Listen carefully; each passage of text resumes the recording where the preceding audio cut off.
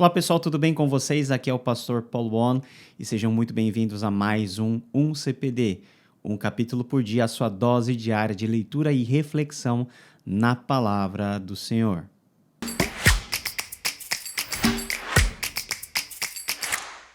Hoje a leitura é em João, capítulo de número 6, e essa leitura nós vamos fazer na nova versão internacional. Acompanhe comigo. Algum tempo depois, Jesus partiu para outra margem do mar da Galileia, ou seja, do mar de Tiberíades, e grande multidão continuava a segui-lo, porque viram os sinais milagrosos que ele tinha realizado nos doentes. Então Jesus subiu ao monte e sentou-se com seus discípulos, e estava próxima à festa judaica da Páscoa. Levantando os olhos e vendo uma grande multidão que se aproximava, Jesus disse a Felipe: "Onde compraremos pão para este povo comer?" Fez essa pergunta apenas para pô-lo em prova, pois já tinha em mente o que fazer. Felipe lhe respondeu: 200 denários não comprariam pão suficiente para que cada um recebesse um pedaço. Outro discípulo, André, irmão de Simão Pedro, tomou a palavra. Aqui está um rapaz com 5 pães de cevada e 2 peixinhos, mas o que é isso para tanta gente? Disse Jesus: mandem o povo assentar-se. Havia muita grama naquele lugar e todos se assentaram. Eram cerca de 5.000 homens. Então Jesus tomou os pães, deu graças e os repartiu entre os que estavam assentados, tanto quanto queriam, e fez o mesmo com os peixes. Depois que todos receberam o suficiente para comer, disse aos seus discípulos: ajuntem os pedaços que sobraram, que nada seja desperdiçado. Então eles os ajuntaram e encheram 12 cestos com os pedaços dos 5 pães de cevada deixados por aquele que tinha comido. Depois de ver o sinal milagroso que Jesus tinha realizado, o povo começou a dizer: sem dúvida, este é o profeta que devia vir ao mundo. Sabendo Jesus que pretendiam proclamá-lo rei à força, retirou-se novamente sozinho para o monte. Ao anoitecer, seus discípulos desceram para o mar. Entraram num barco e começaram a travessia para Cafarnaum. Já estava escuro e Jesus ainda não tinha ido até onde eles estavam. Soprava um vento forte e as águas estavam agitadas. Depois de terem remado cerca de 5 ou 6 quilômetros, viram Jesus aproximando-se do barco, andando sobre o mar, e ficaram aterrorizados. Mas ele lhes disse: sou eu, não tenham medo.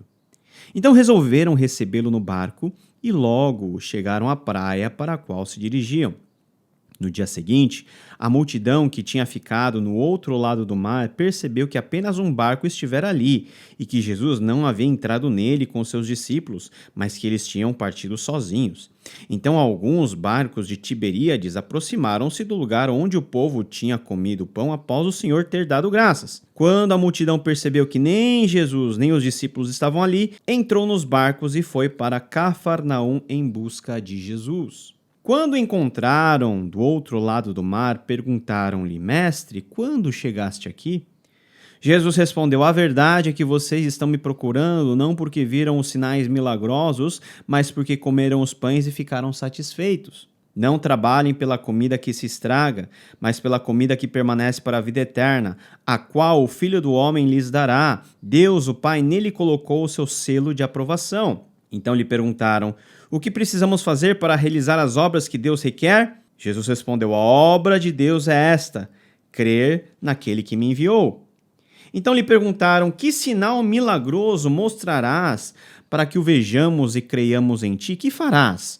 Os nossos antepassados comeram maná no deserto, como está escrito: ele lhes deu a comer pão dos céus. Declarou-lhes Jesus: digo-lhes a verdade, não foi Moisés quem lhes deu o pão do céu, mas é meu Pai quem lhes dá o verdadeiro pão do céu. Pois o pão de Deus é aquele que desceu do céu e dá vida ao mundo. Disseram eles: Senhor, dá-nos sempre esse pão. Então Jesus declarou: eu sou o pão da vida. Aquele que vem a mim nunca terá fome, aquele que crê em mim nunca terá sede.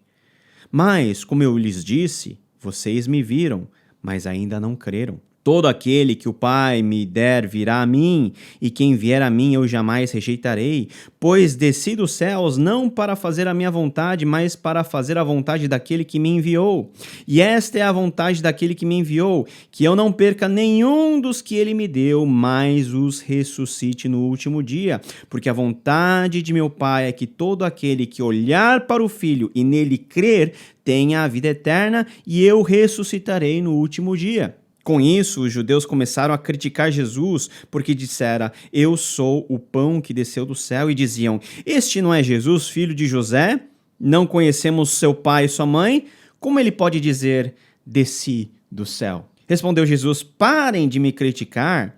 Ninguém pode vir a mim se o Pai que me enviou não o atrair, e eu ressuscitarei no último dia. Está escrito nos profetas, todos serão ensinados por Deus. Todos os que ouvem o Pai e dele aprendem, vêm a mim. Ninguém viu o Pai, a não ser aquele que vem de Deus, somente ele viu o Pai. Asseguro-lhes que aquele que crê tem a vida eterna. Eu sou o pão da vida. Os seus antepassados comeram o maná no deserto, mas morreram. Todavia, aqui está o pão que desceu do céu, para que não morra quem dele comer. Eu sou o pão vivo que desceu do céu. Se alguém comer desse pão, viverá para sempre. Este pão é a minha carne, que eu darei pela vida do mundo. Então os judeus começaram a discutir exaltadamente entre si: como pode este homem nos oferecer a sua carne para comermos? Jesus lhes disse: eu lhes digo a verdade. Se vocês não comerem a carne do Filho do Homem e não beberem o seu sangue, não terão vida em si mesmos. Todo aquele que come a minha carne e bebe o meu sangue tem a vida eterna, e eu ressuscitarei no último dia. Pois a minha carne é verdadeira comida e o meu sangue é verdadeira bebida. Todo aquele que come a minha carne e bebe o meu sangue permanece em mim e eu nele. Da mesma forma como o Pai que vive me enviou e eu vivo por causa do Pai, assim aquele que se alimenta de mim viverá por minha causa. Este é o pão que desceu dos céus. Os antepassados de vocês comeram o maná e morreram, mas aquele que se alimenta deste pão viverá para sempre. Ele disse isso quando ensinava na sinagoga de Cafarnaum. Ao ouvirem isso, muitos dos seus discípulos disseram: dura esta palavra, quem pode suportá-la? Sabendo em seu íntimo que os seus discípulos estavam se queixando do que ouviram, Jesus lhe disse: isso os escandaliza? Que acontecerá se vocês virem o Filho do Homem subir para onde estava antes? O Espírito dá vida, a carne não produz nada que se aproveite. As palavras que eu lhes disse são espírito e vida. Contudo, há alguns de vocês que não creram, pois Jesus sabia desde o princípio quais deles não criam e quem o iria trair, e prosseguiu: é por isso que eu lhes disse que ninguém pode vir a mim, a não ser que isso lhe seja dado pelo Pai. Daquela hora em diante, muitos dos seus discípulos voltaram atrás e deixaram de segui-lo. Jesus perguntou aos 12, vocês também não querem ir? Simão Pedro lhe respondeu, Senhor, para quem iremos? Tu tens as palavras de vida eterna. Nós cremos e sabemos que és o Santo de Deus. Então Jesus respondeu, não fui eu que os escolhi os 12? Todavia um de vocês é um diabo. Ele se referia a Judas, filho de Simão Iscariotes, que embora fosse um dos 12, mais tarde haveria de traí-lo.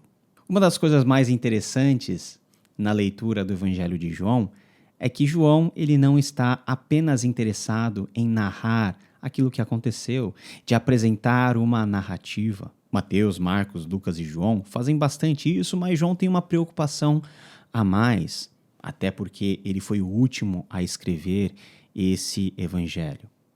João quer relacionar aquilo que Jesus fez, principalmente com respeito aos milagres, com a própria identidade desse Filho de Deus, aquele que veio para salvar o mundo e aquele que deveria ser o objeto da fé da igreja. Veja aqui no capítulo de número 6 de João, nós temos um milagre, que é um milagre que ocorre nos outros evangelistas, também a multiplicação dos pães e dos peixes.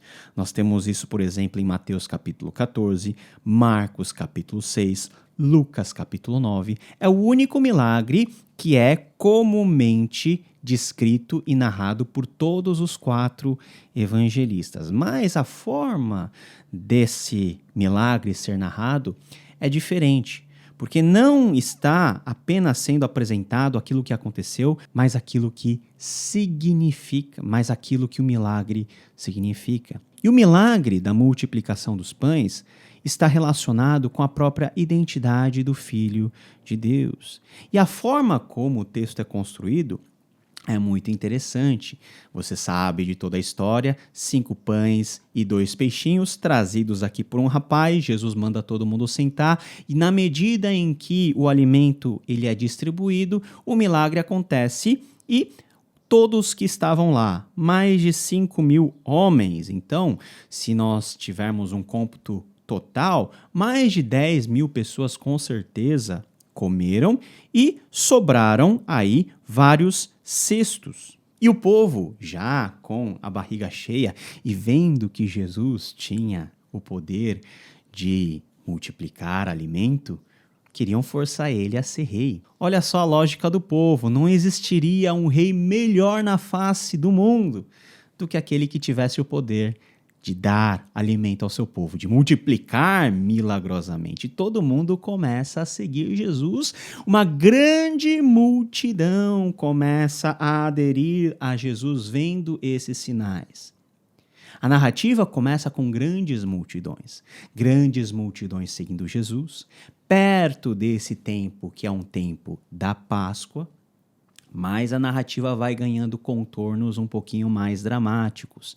O pessoal procura Jesus, não acha. Nesse intervalo nós temos o milagre de Jesus andar sobre as águas, que também é um milagre que é narrado em Mateus e em Marcos, que é um evento que indica para a divindade de Jesus, como aquele que tem o poder sobre as forças e os elementos da natureza. E chegando na outra margem, Jesus se depara com esse povo que estava procurando por ele, esse mesmo povo que havia visto o milagre da multiplicação dos pães e dos peixes acontecer. E Jesus indaga, olha, vocês não estão aqui por outro motivo senão para ter a barriga de vocês cheias, porque vocês sabem que eu posso multiplicar os pães e fazer sinais milagrosos. Vocês não vieram por outro motivo senão esse. E esses que haviam visto os sinais colocam Jesus na parede para dizer o seguinte, olha, mostra um sinal para que nós possamos crer em você. E Jesus começa a contar uma história. Olha, lembra do que aconteceu com os pais de você no deserto?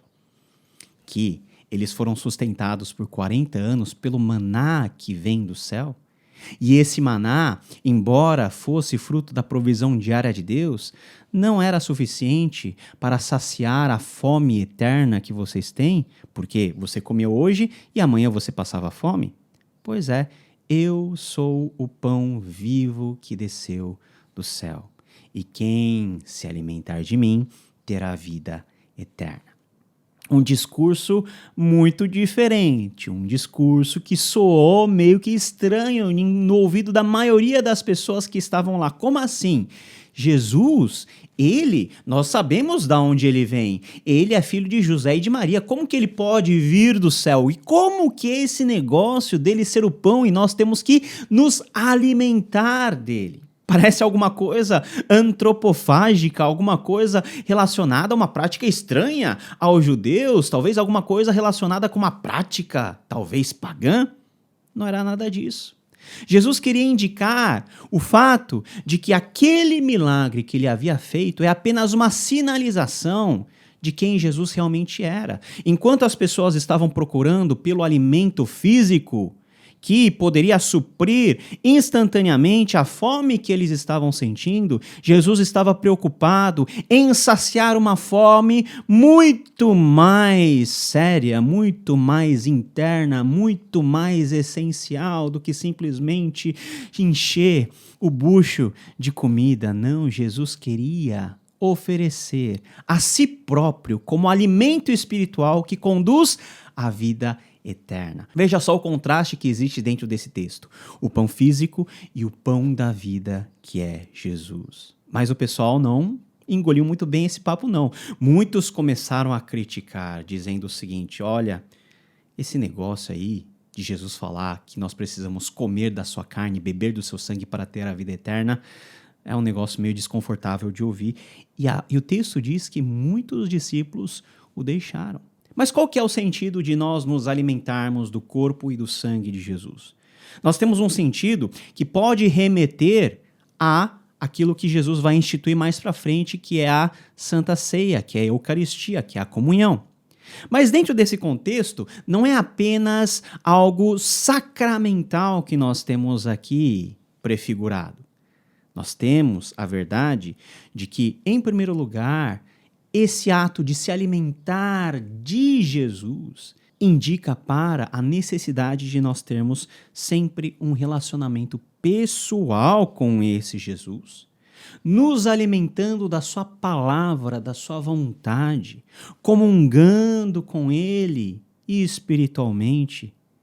E é por meio desse relacionamento que nós somos saciados da nossa fome, da nossa sede e encontramos, para além de toda esse sentimento de plenitude, nós encontramos a vida eterna. E veja que isso fica claro quando, lá na parte final, Jesus diz aos seus discípulos: olha, vocês não querem ir embora? Essa palavra não é dura para vocês? Olha, saibam que a palavra que eu estou oferecendo para vocês é espírito e vida.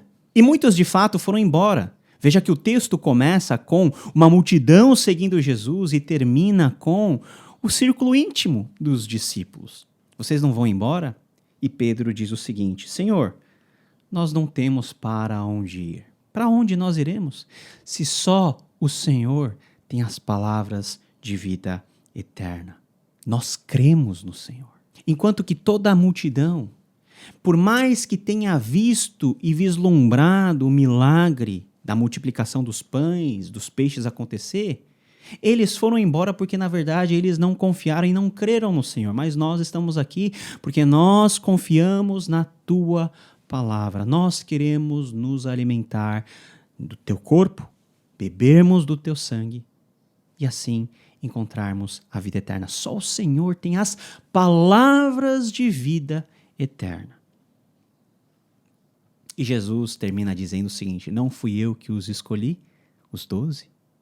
Meus amados irmãos, dentro desse texto, para além de tudo que nós podemos aprender sobre a história, sobre os milagres, sobre a identidade de Jesus, nós temos algo muito caro para nós, que é o seguinte: Deus, ele escolhe para si o seu povo. É ele que conduz para perto de Jesus. É ele que desperta a nossa fé. Enquanto a maioria que ouve a palavra de Jesus sente um certo tipo de desconforto ou, em alguns casos, algum tipo de repulsa, aqueles a quem o Pai desperta a fé ouvem aquilo que Jesus tem a falar, entendem e percebem que eles não têm mais para onde ir, a não ser diante da presença de Jesus, ter comunhão com Ele e assim achar a vida eterna. Muitos são chamados, poucos os escolhidos. E são justamente esses poucos que encontram, pela graça de Deus, a vida eterna. Eu não os escolhi, os 12? Nós não entendemos quem é Jesus. Nós não compreendemos o que Jesus faz, porque intelectualmente, cognitivamente, nós chegamos a uma conclusão razoável que Jesus realmente é a verdade e que ele fala as coisas corretas. Não. Isso é despertado em nós por meio do próprio Deus, que age em nosso coração por meio do Espírito Santo. Ele nos dá a fé necessária, porque antes ele nos escolheu para recebermos essa palavra e sermos alcançados por essa graça. Deus escolhe para si um povo e faz com que esse povo tenha um relacionamento íntimo com Jesus. E por meio desse encontro com Jesus, Deus permite que esse povo encontre a vida eterna. Jesus disse no versículo 43, ninguém pode vir a mim se o Pai que me enviou não o atrair e eu o ressuscitar no último dia. É isso que nós queremos. E se nós estamos aqui, e se você está aqui vendo e ouvindo a palavra de Deus, é porque o Espírito já está fazendo a obra no seu coração. A palavra de Deus pode ser pregada a muitos, a todos, a multidões, mas somente aqueles a quem o Pai permitir, o Pai conduzir, entenderão quem é Jesus e o que ele tem a oferecer a cada um de nós. E a esses a quem o Pai escolhe, ele não larga. Nenhum daqueles que o Pai me der, eu lançarei fora. Calvino, comentando esse texto, disse o seguinte: é impossível que algum dos que foram predestinados à vida apostatem. Essa é a segurança que nós temos em Jesus. Meu amado irmão e irmã, olhe para Jesus. Creia que Ele é o Santo de Deus. E assim, você fará parte daqueles que foram atingidos pela graça de Deus e por isso podem experimentar a partir de agora a vida eterna que Deus tem para oferecer. Eu sou o pão da vida, disse Jesus. Vamos nos alimentar da palavra dele, vamos nos alimentar daquilo que ele tem a nos oferecer todos os dias. E esse justamente é o objetivo maior da nossa série Um Capítulo por Dia. Nos vemos no próximo capítulo, querendo o Senhor. Tchau, tchau.